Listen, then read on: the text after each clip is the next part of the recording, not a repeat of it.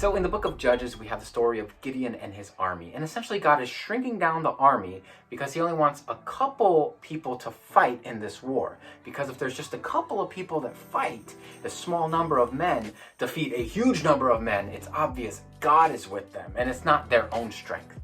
So he has a couple of different ways of disqualifying people from going into battle. And one of these ways is interesting. It says in Judges 7:3, he says, anyone who trembles with fear, he may turn back. And what's interesting about that is we would often read that and say, well, applying it to our own lives, well, if I struggle with fear, if I experience fear, if I feel fear, I'm then disqualified from doing God's will, that I'm not able to do what God wants me to do, but the list goes on and on. But in reality, it doesn't say that. It doesn't say those who feel fear. It says those who tremble with fear. And so it's not that you feel fear, because that's absolutely normal. You can't always control the emotions that are going to be thrown at you.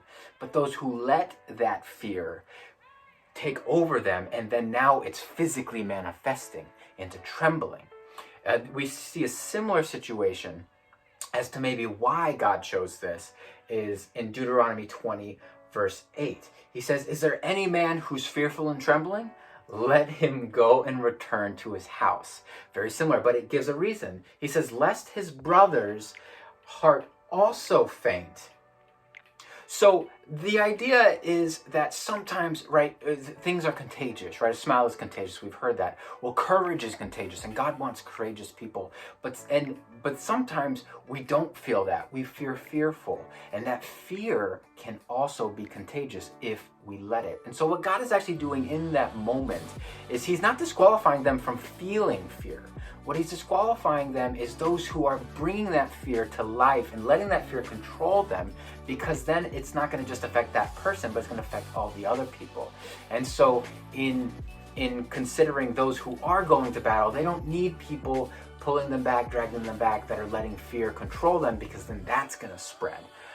And so when we see these stories, we have to remember, like, sometimes we can't control. In fact, most of the times we can't control the feelings that we get, that are thrown at us, that we experience.